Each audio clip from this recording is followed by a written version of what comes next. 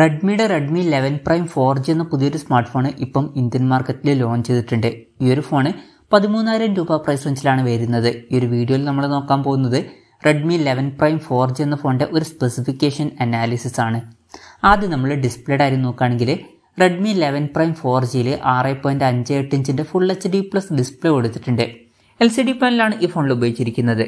ഇപ്പം ഈ ഒരു പ്രൈസ് റേഞ്ചിലൊക്കെ AMOLED ഡിസ്പ്ലേ ഉള്ള ഫോണുകൾ വേണം എന്നുണ്ടെങ്കിൽ അതിനുള്ള ചില ഓപ്ഷൻസും കാര്യങ്ങളൊക്കെ വരുന്നുണ്ട്. എന്നാലും ഈ ഒരു പ്രൈസ് റേഞ്ചിൽ LCD പാനലേ വരുന്നു എന്നുള്ളത് ഒരു കംപ്ലൈൻ്റ് ആയിട്ട് പറയാനും പറ്റില്ല.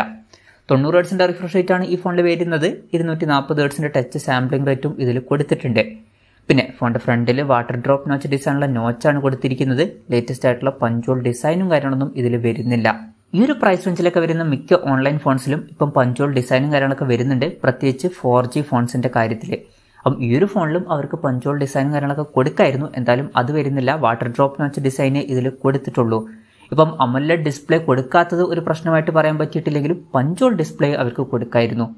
20:9 എന്നുള്ള ആസ്പെക്ട് റേഷ്യോയിലാണ് ഈ ഒരു സ്മാർട്ട് ഫോൺ വരുന്നത്. ഫോണിൻ്റെ ബ്രൈറ്റ്നസ് വരുന്നത് 400 നിറ്റ്സ് ആണ്. ഫോണിൻ്റെ ഫ്രണ്ടിൽ ഗൊറില്ല ഗ്ലാസ് 3യുടെ പ്രൊട്ടക്ഷൻ കൊടുത്തിട്ടുണ്ട്. അപ്പോൾ ഡിസ്പ്ലേ ഫീച്ചേഴ്സ് നമ്മൾ മൊത്തത്തിൽ നോക്കുകയാണെന്നുണ്ടെങ്കിൽ 13,000 രൂപ പ്രൈസ് റേഞ്ചിൽ അതിന് മാത്രം മികച്ച ഡിസ്പ്ലേ ഫീച്ചേഴ്സ് ഈ ഫോണിൽ വരുന്നുണ്ട് എന്നൊന്നും പറയാൻ പറ്റില്ല. ഇനി AMOLED ഡിസ്പ്ലേ കൊടുത്തിട്ടില്ലെങ്കിലും അറ്റ്ലീസ്റ്റ് പഞ്ചോൾ ഡിസൈനെങ്കിലും ഈ ഒരു പ്രൈസ് റേഞ്ചിൽ അവർക്ക് കൊടുക്കായിരുന്നു. പിന്നെ ഫിംഗർ പ്രിന്റ് സെൻസർ ഫോണിൻ്റെ സൈഡിൽ പവർ ബട്ടണിൽ ഇൻ്റഗ്രേറ്റ് ചെയ്തിട്ടാണ് വരുന്നത്. ഫോണിൻ്റെ വെയിറ്റ് വരുന്നത് ഏകദേശം 201 ഗ്രാമാണ്. തിക്നെസ് വരുന്നത് 8.895 mm ആണ്. പിന്നെ ഈ ഫോണിൽ IP52 റേറ്റിംഗ് സപ്പോർട്ട് ചെയ്യുന്നുണ്ട്. ഇനി പ്രോസസ്സറിൻ്റെ കാര്യത്തിലോട്ട് വരികയാണെങ്കിൽ mediatekൻ്റെ helio G99 എന്ന പ്രോസസ്സറാണ് ഈ ഫോണിൽ ഉപയോഗിച്ചിരിക്കുന്നത്. ഇത് പുതിയൊരു പ്രോസസ്സറാണ്. ഇത് 6nm പ്രോസസ്സറാണ്. സാധാരണ mediatekൻ്റെ helio സീരീസിൽ കാണുന്നത് പോലെ 12nm പ്രോസസ്സറല്ല. അത് നല്ലൊരു കാര്യം തന്നെയാണ്. പിന്നെ 13,000 രൂപ പ്രൈസ് റേഞ്ചിൽ ഈ ഒരു പ്രോസസ്സർ എങ്ങനെയുണ്ടെന്ന് വെച്ചാൽ ഈ ഒരു പ്രൈസ് റേഞ്ചിൽ ഇത് അത്യാവശ്യം നല്ലൊരു പ്രോസസ്സറാണ്. അപ്പം അത്യാവശ്യം നല്ലൊരു പ്രോസസ്സറും കാര്യങ്ങളൊക്കെ അവർ ഈ ഫോണിൽ കൊടുത്തിട്ടുണ്ട്.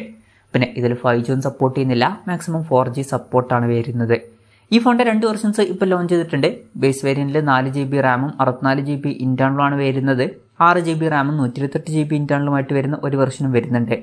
LPDDR4Xൻ്റെ റാമാണ് ഈ ഫോണിൽ ഉപയോഗിച്ചിരിക്കുന്നത്. UFS 2.2 സ്റ്റോറേജ് ടൈപ്പും ഇതിൽ വരുന്നുണ്ട്.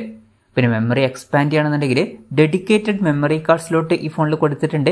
അതായത് 2 സിം യൂസ് ചെയ്യുമ്പോൾ തന്നെ ഒരു മെമ്മറി കാർഡ് നമുക്ക് സെപ്പറേറ്റ് ആയിട്ട് യൂസ് ചെയ്യാവുന്നതാണ്.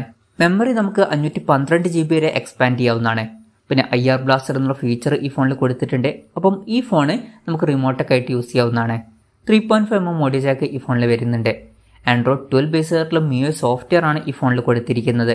ക്യാമറയുടെ കാര്യം പറയുകയാണെങ്കിൽ ഫോണിൻ്റെ പിന്നിൽ ട്രിപ്പിൾ ക്യാമറ സെറ്റപ്പ് കൊടുത്തിട്ടുണ്ട്. 50 മെഗാപിക്സലിൻ്റെ f1.8 അപ്പേഴ്സിൽ വരുന്ന മെയിൻ ക്യാമറ സെൻസറാണ് ഈ ഫോണിൽ വരുന്നത്. പിന്നെ 2 മെഗാപിക്സലിൻ്റെ f2.4 അപ്പേഴ്സിൽ വരുന്ന മാക്രോ ലെൻസും അതുപോലെ തന്നെ 2 മെഗാപിക്സലിൻ്റെ f2.4 അപ്പേഴ്സിൽ വരുന്ന പോർട്രേറ്റ് ലെൻസും ഈ ഫോണിൽ വരുന്നുണ്ട്. ശ്രദ്ധിക്കേണ്ട ഒരു കാര്യം, ഇതിൽ അൾട്രാ വൈഡ് ആംഗിൾ ലെൻസ് ഒന്നും കൊടുത്തിട്ടില്ല. ഈ ഒരു പ്രൈസ് റേഞ്ചിലൊക്കെ അവർക്ക് അൾട്രാ വൈഡ് ആംഗിൾ ലെൻസും കാര്യങ്ങളൊക്കെ കൊടുക്കായിരുന്നു. പ്രത്യേകിച്ച് ഒരു 4G ഫോണാണ് എന്നുള്ള കാര്യം കൂടി കൺസിഡർ ചെയ്യുമ്പം. പിന്നെ ഫ്രണ്ടിൽ 8 മെഗാപിക്സലിൻ്റെ f2.0 അപ്പേഴ്സിൽ വരുന്ന സെൽഫി ക്യാമറയാണ് കൊടുത്തിരിക്കുന്നത്. ഇനി ബാറ്ററിയുടെ കാര്യത്തിലോട്ട് വരികയാണെങ്കിൽ 5000 mAh ബാറ്ററി കൊടുത്തിട്ടുണ്ട്.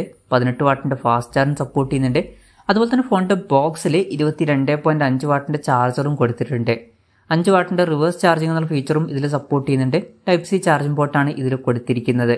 അപ്പം ഈ ഒരു പ്രൈസ് റേഞ്ചിൽ ബെസ്റ്റ് ആയിട്ടുള്ള ബാറ്ററി സെറ്റപ്പ് ആണ് എന്നൊന്നും പറയാൻ പറ്റില്ല. തരക്കേടില്ലാത്തൊരു ബാറ്ററി സെറ്റപ്പ് കൊടുത്തിട്ടുണ്ട്, അത്രയേ ഉള്ളൂ. ഇനി വിലയുടെ കാര്യം പറയുകയാണെങ്കിൽ ഈ ഫോണിൻ്റെ 4GB റാം വെർഷൻ്റെ വില വരുന്നത് 12,999 രൂപയാണ്. അതുപോലെ തന്നെ 6GB റാം വെർഷൻ്റെ വില വരുന്നത് 14,999 രൂപയാണ്. സെയിൽ ഡേറ്റും കാര്യങ്ങളൊക്കെ അവർ പിന്നീട് അനൗൺസ് ചെയ്യുന്നതായിരിക്കും.